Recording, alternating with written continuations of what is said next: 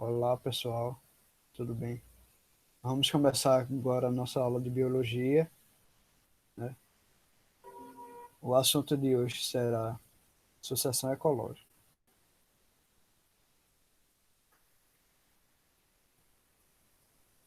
E o que é sucessão ecológica? É sucessão de comunidades em um local até o estabelecimento da comunidade clímax, né? Que vamos ver logo à frente o que é comunidade clímax. Esse processo de sucessão ecológica, ele é gradual e ocorre porque a partir da colonização do ambiente pelos primeiros seres vivos, o ambiente ele vai sofrendo modificações provocadas pelos próprios organismos, como alterações na temperatura, no solo e nas condições da umidade, né? Mas até chegar ao estágio de clímax, né, as comunidades elas passam por uma sequência de estágios ou séries. Isso quer dizer que a região ocupada por uma comunidade clímax já foi antes, né, já foi diferente no caso, e sofreu transformações nos fatores bióticos e abióticos, até o estabelecimento de um ecossistema com grande diversidade e equilíbrio energético. Agora, vamos falar, né, sobre a sucessão primária. Ela inicia-se em regiões que geralmente constituem ambientes hostis para a maioria dos seres vivos. Existe apenas alguns seres vivos que conseguem sobreviver nessas condições. Dizemos que esses organismos são pioneiros, pois iniciam o processo de associação ecológica. E exemplo de espécies pioneiras são os fungos, algas, etc. Os líquens em gerais, né? Os fungos, eles se fixam à rocha nua e retêm a umidade do ar, enquanto as algas aproveitam essa umidade e a presença de luz para realizar a fotossíntese. Após certo tempo, alguns líquens eles vão morrendo naturalmente, sendo decompostos no ambiente.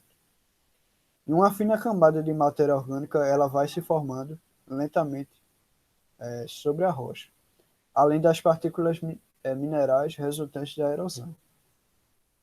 Essa camada ela vai constituindo o solo, que permite que as plantas de pequenos porte, como musgo e gramíneas, se fixem e obtenham água e sais minerais. E o processo de sucessão continua. As plantas, elas de pequeno porte, como eu acabei de falar, elas alteram no microclima, que é o clima local, daquele local ali.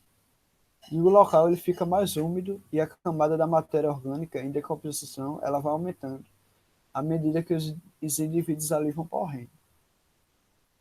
A sucessão ecológica primária ela também pode ocorrer em dunas recém-formadas e é geralmente um processo muito lento, onde pode levar, né, às vezes milhares de anos para o estabelecimento da comunidade clímax.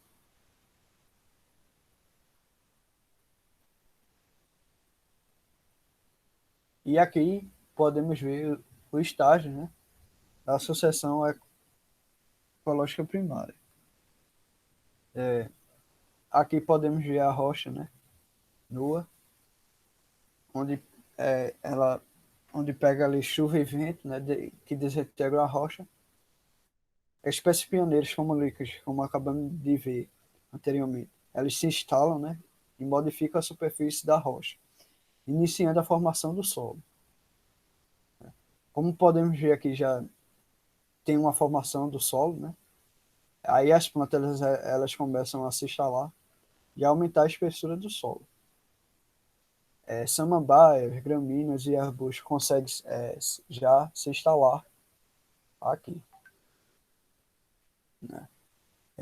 Essas samambaias, gramíneas e arbustos, eles não conseguem, né, logo de início, se instalar aqui.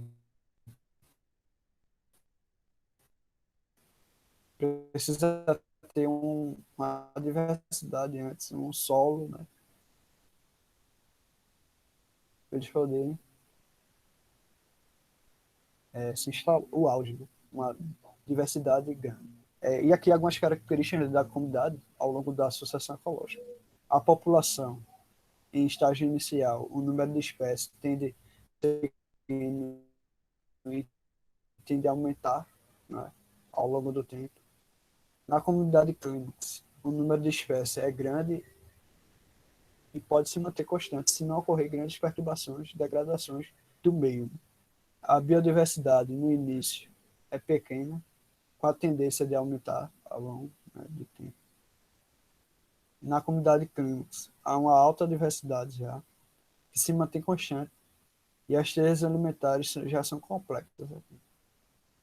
A biomassa pequena no início, pois há poucos organismos, e alta na comunidade clímax, né, pois a grande quantidade de seres vivos é grande.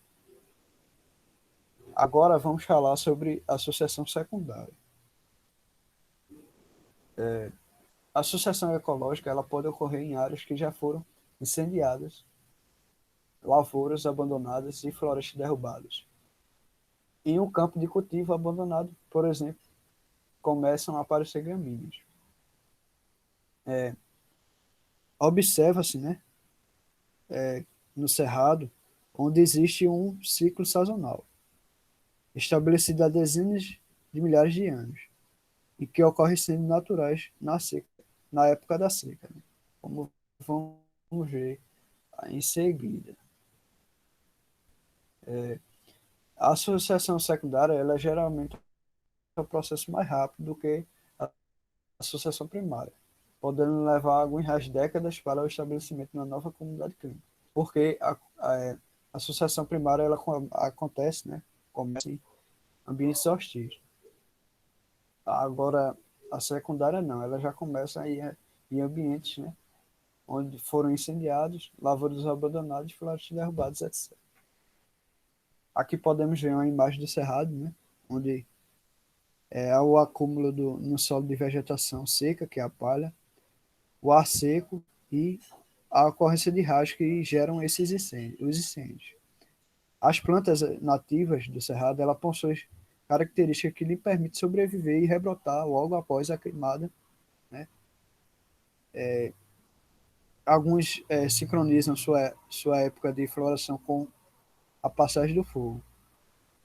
Os animais ali, né, que habitam aquele local, eles fogem para ambientes vizinhos e recolonizam a área após a queimada e o restabelecimento da vegetação. Aqui são as fases, né, da associação ecológica. No começo, espécies pioneiras, onde há líquens, né, fungos aqui. Na fase intermediária já tem arbustos, gramíneas, né, árvores, plantas de porte médio. Na clímax, que é no auge, né, onde há árvores de grande porte, né, dosséis, aqui e uma grande diversidade, biodiversidade, né, aqui presente. E agora vamos falar um pouco sobre a interferência humana no processo de sucessão ecológica. Quando uma região é devastada por um incêndio, uma tempestade ou alterações no macroclima, a destruição da comunidade geralmente é seguida pelo processo de sucessão ecológica secundária, né? Já foi comentado. No entanto, essa mesma região ela pode sofrer um esgotamento, tornando a água ou solos tão empobrecidos que a sucessão ecológica ela não leva mais ao estabelecimento de uma comunidade clímax com as mesmas características anteriormente, né? Originalmente. Áreas destruídas, como na floresta amazônica, por exemplo, elas dificilmente serão, né, novamente recobertas pela comunidade original, mesmo se deixadas abandonadas após a destruição. E o que mantém a vegetação da floresta em termos de nutrientes é a rápida decomposição das folhas e materiais mortos.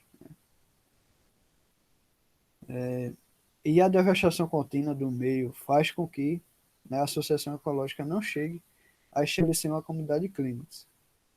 É o que geralmente ocorre nas costa de estradas. E é isso. Obrigado.